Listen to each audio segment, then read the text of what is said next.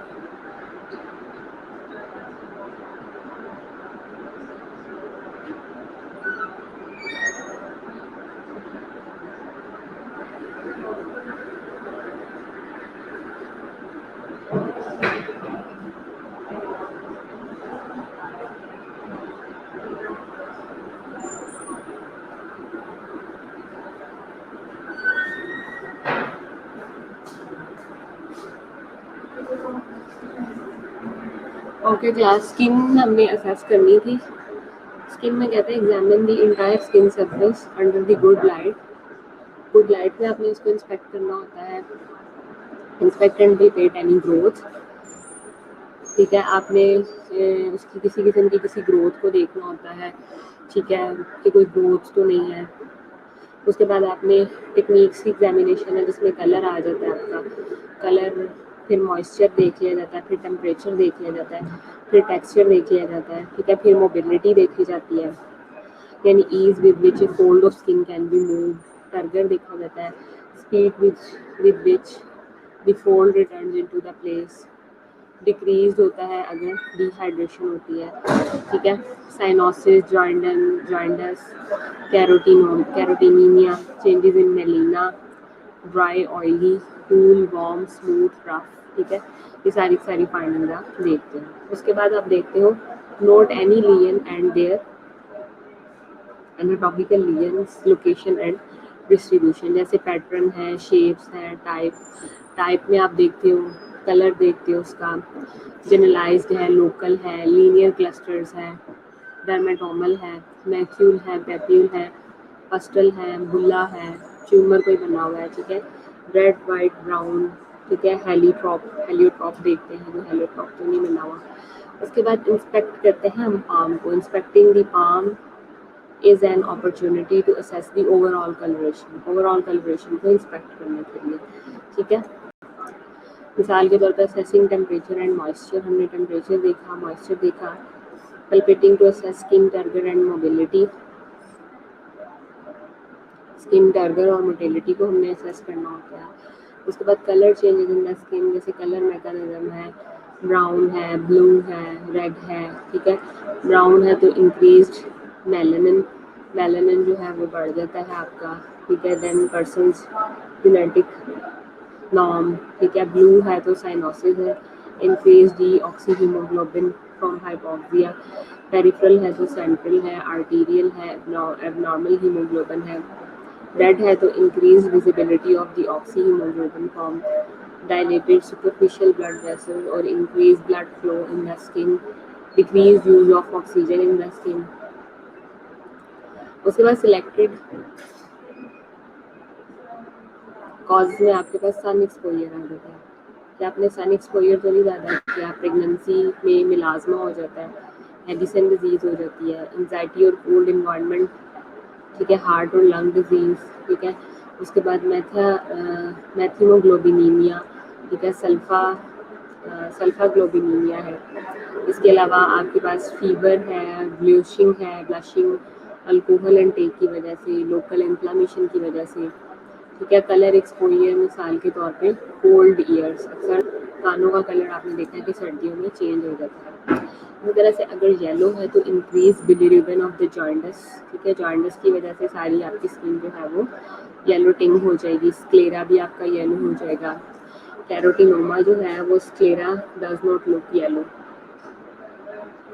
Sclera जो होता है वो आपका येलो नहीं होता है, पेल है तो डिक्रीज मेलानिन है, decrease visibility of the oxy haemoglobin है from decrease blood flow to the skin, decrease amount of the oxy haemoglobin, ठीक है। ऑक्सीजन लेवल जब भी स्किन के अंदर कम होता है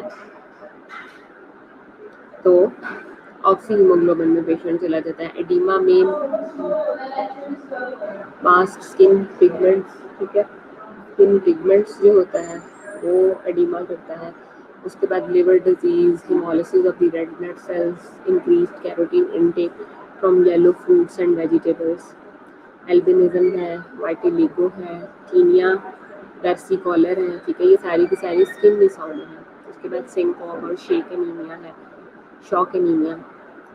नेक्स्ट आपके पास किडनी डिजीज आ जाती हैं, जिसमें नेफ्रोटिक सिंड्रोम है, आपकी जो ग्लोमेरुलस की इन्फ्लेमेशन है उसमें नेफ्रोटिक सिंड्रोम आ जाती है। ये देखिए, ये एरिथमा है जिसमें सारी रेड डिस्कलरेशन हुई हुई है, ठीक है। ये आपकी साइनोसिस है जिसमें नेल्स की ब्लू डिस्कलरेशन हो जाती है, ठीक है। उसके बाद ये आपकी जो है वो जॉइंडस है जिसमें आपका स्क्लेरा जो है वो सारा का सारा येलो हो जाता है, ठीक है। ये ज़रा इस इमेजेस को ज़रा नज़र मार लिया आपने गौर से।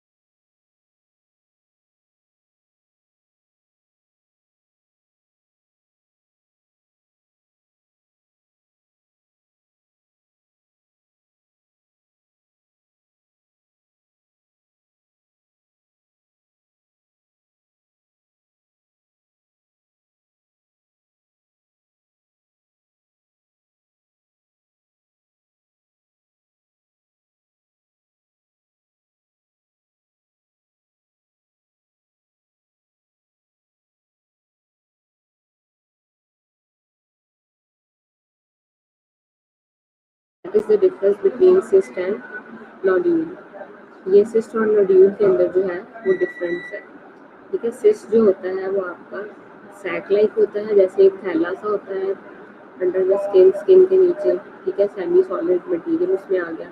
लेकिन जो नोड्यूल्स होते हैं, नोड्यूल्स आपका जो होती है वो रेयर्स लीजन होती है, ठीक है, जो कि डिटेक्टेबल होती है और टच से यूजुअली वो आपके पास उसको मैयर करते हो इंचेस टेप के साथ या रूलर के साथ, ठीक है, तो आपको खुद भी फील होता है कि वो 1 सेंटीमीटर होती है।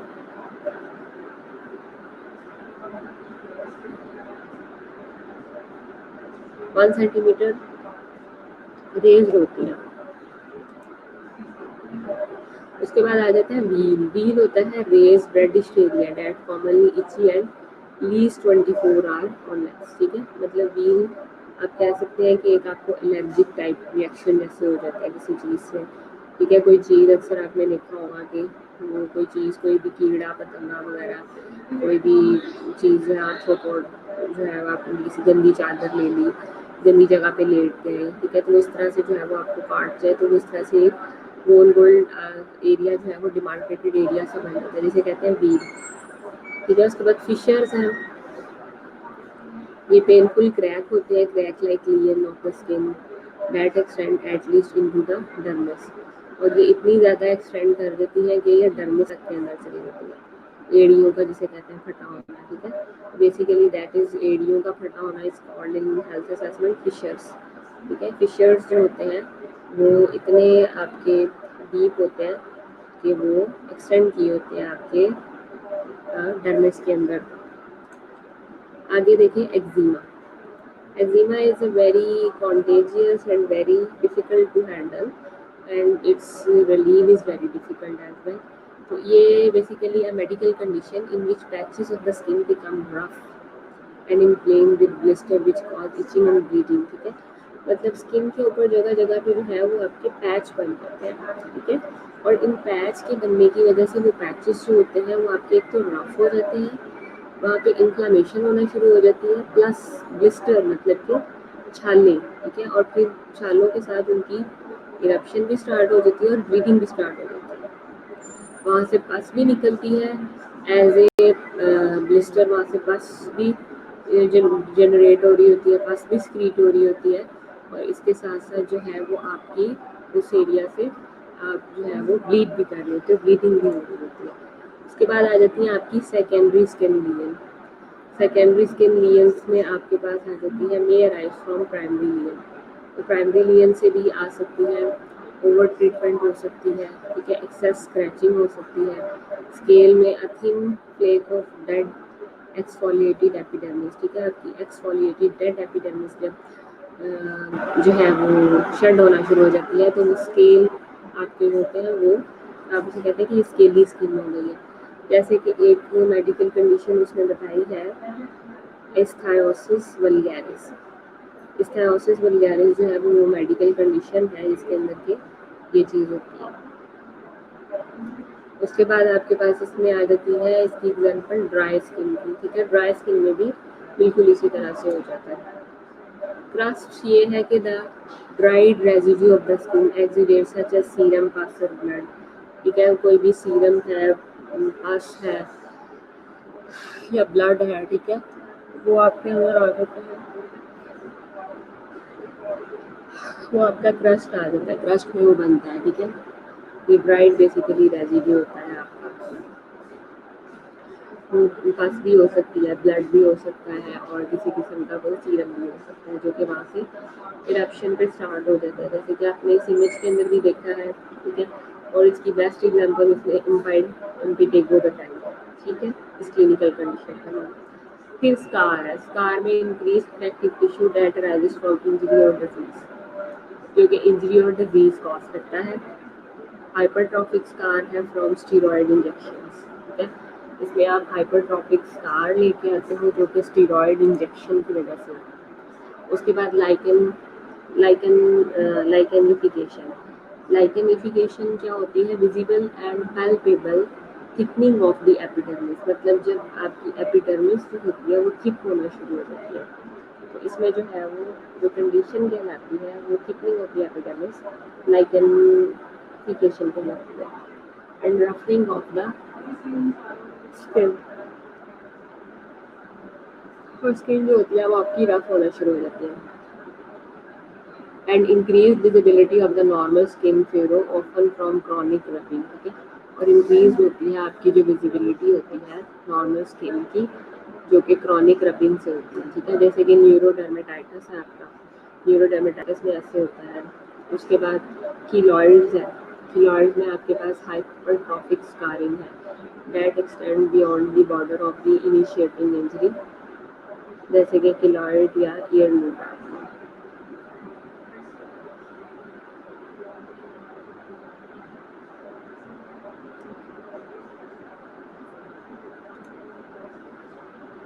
नेक्स्ट है इरोजन। इरोजन कहते हैं non scarring, loss of superficial epidermis, surface is moist but does not bleed. Example आपके पास एप्सिस ट्रॉमेटाइटिस आ जाता है, ये देख सकते हैं आप मसूड़ों में गमली most area after the rupture of the vesicles and in the chicken pox, जैसे कि चिकन पॉक्स के अंदर ये होता है, ठीक है। उसके बाद आपके पास आ जाता है एक्सकोरिएशन, जैसे कि लीनियर और पंक्टिव इरोजन होती है, ये लीनियर होती है या फिर पंक्टिव इरोजन होती है, जो कि यूजुअली कॉज्ड बाय स्क्रैचिंग, जो कि स्क्रैचिंग से कॉज होती है, जैसे ये आपका कैट स्क्रैच हो गया, ठीक है। बिल्ली जो है वो ये नाखून मार देती है, तो उस क्लिनिकल कंडीशन को आप एक्सकोरिएशन कहेंगे। और ऊपर जिसमें हमारे जो एप्थस अल्सर लाइक एप्थस ट्रॉमेटाइटिस है उसको हम इरोजन कहेंगे। आगे आ जाता है फिशर। ये देखें ज़रा आप पिक्चर्स के अंदर, आपको क्लियर हो। A linear crack in the skin, मतलब लीनियर किस्म के क्रैक जब स्किन के अंदर आना शुरू हो जाते हैं, often resulting from excessive dryness, जो कि बहुत ज़्यादा ड्राइनेस की वजह से आते हैं, जैसे कि एथलीट फुट है, मतलब वो सारा सारा टाइम उन्होंने शूज़ बंद पहने होते हैं और डिफरेंट तरह की वो एक्टिविटी में इंडल्ज होते हैं, तो उस वक्त जो इस तरह से क्रैक्स सामने आते हैं उनको हम क्या कहते हैं कि ये फिशर्स हैं। उसके बाद अल्सर है a deeper loss of epidermis and dermis, एक जो डीपर सा लॉस है आपका डर्मिस और एपिडर्मिस का, वो ब्लीड करता है स्कार को, जैसे कि stasis ulcer of Venus insufficiency.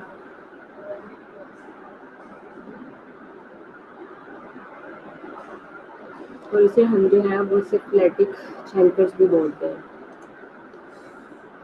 उसके बाद आपके पास vascular and purpuric region of the skin है, उसमें चेरी एंजियोमा है। चेरी एंजियोमा देखें आप स्किन के ऊपर देख सकते हैं, ये एक ब्राइट और रबी रेड में become purplish with age 1 to 3 mm, मतलब जैसे जैसे डेवलपमेंट की एज ज़्यादा होती जाती है, ठीक है, ये एंजियोमा जो है वो बड़ा होता जाता है। और चेरी रेड रबी रेड कलर का है, ये 1 to 3 mm का ही होता है।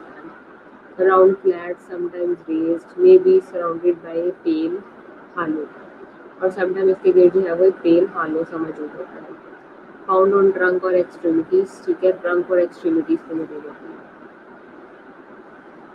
Not significant increase in size and number with ageing, increase इसका साइज होता है with number and ageing, number और एजिंग के साथ।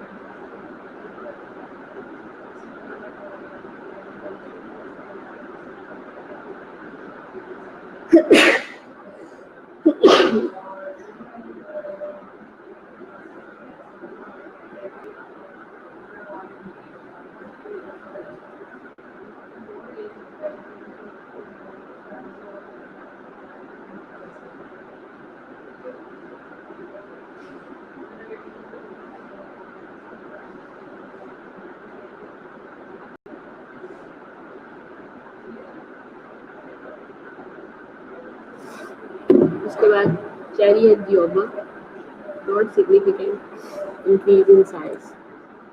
उसके बाद स्पाइडर एंजियोमा, स्पाइडर एंजियोमा आपके पास आ जाता है fiery red, very small to 2 centimeter, central body sometimes raised radiating with erythema, face, neck, arm and upper trunk but almost never below the waist. Seen in liver disease, pregnancy, vitamin B deficiency, normal in some people.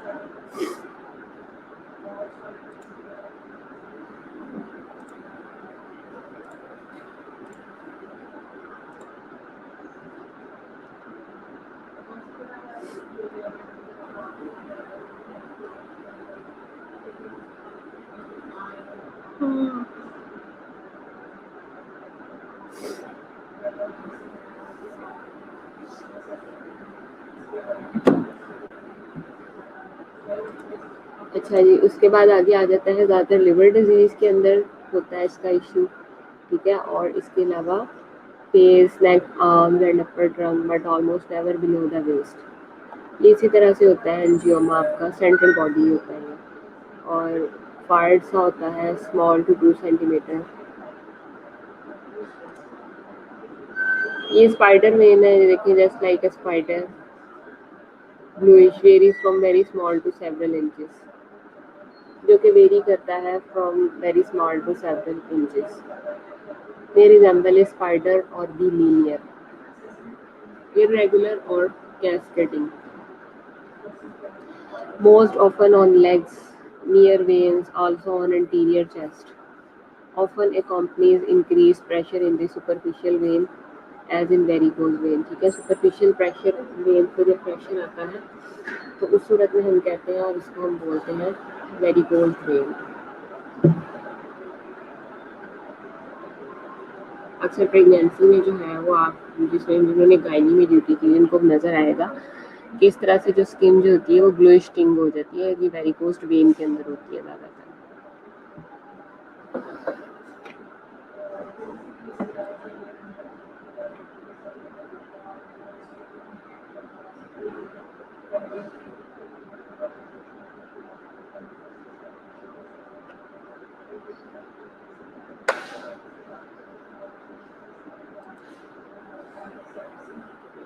This is कार्पेटिकी या purpura. Deep reddish और reddish purple, deep red होता है और reddish purple होता है। Fades over time 1 to 3 mm और larger, time के साथ साथ फेड होता जाता है। 1 to 3 mm होता है और लार्जर होता है। राउंडेड होता है, sometime irregular, flat, varied distribution, seen if blood outside the vessels.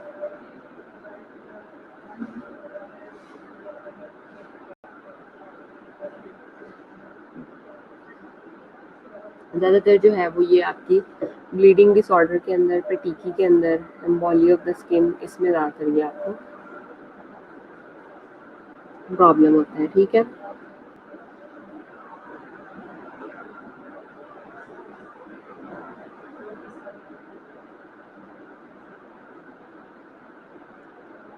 इसके बाद नेक्स्ट देखें इकीमोसिस। इकीमोसिस पर्पल और purplish blue, fading to green, yellow and brown over time, larger than petechiae, rounded, oval or irregular, varied distribution, seen if blood outside the vessels, often secondary to bruising trauma, also seen in bleeding disorder.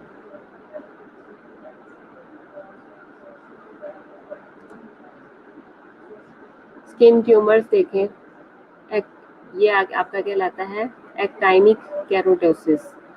ये tumours होते हैं, ठीक है, superficial होते हैं बिल्कुल, ठीक है, आपकी डर्मिस या एपिडर्मिस में पड़े होते हैं। फ्लेटेंड होते हैं, papules covered by dry skin, और जो पेप्यूल्स बनते हैं वो भी उनको किसने कवर किया होता है, ड्राई स्किन ने किया होता है, ठीक है। और क्या कहते हैं, often multiple, may be round of irregular, pink, tan और greyish, appear on a sun expose skin of older fair skin person, उनके अंदर ज़्यादा दिखते हैं। आगे है सेबोरिक कैरेटोसिस, ये देखें पिक्चर के अंदर गौर से, ये कॉमन है, बिनाइन है, वाइटिश येलो टू ब्राउन है, रेस पेप्यूल्स हैं और प्लेक है, डेट फील स्लाइटली ग्रीसी, जो कि पेल है जो कि थोड़े स्लाइटली ग्रीसी होते हैं, मतलब थोड़ा उनमें कह लीजिए उनकी जो स्वेट ग्लैंड की सिक्रीशन होती है वो ज़्यादा होती है। वेलवेटी और वॉल्टी होते हैं, have a stuck on appearance, typically multiple and symmetrical. Typically ये मल्टीपल होते हैं या सिमेट्रिकल होते हैं। Disturbed on the trunk, distributed होते हैं ट्रंक के ऊपर, or trunk of older people and also on the face and elsewhere.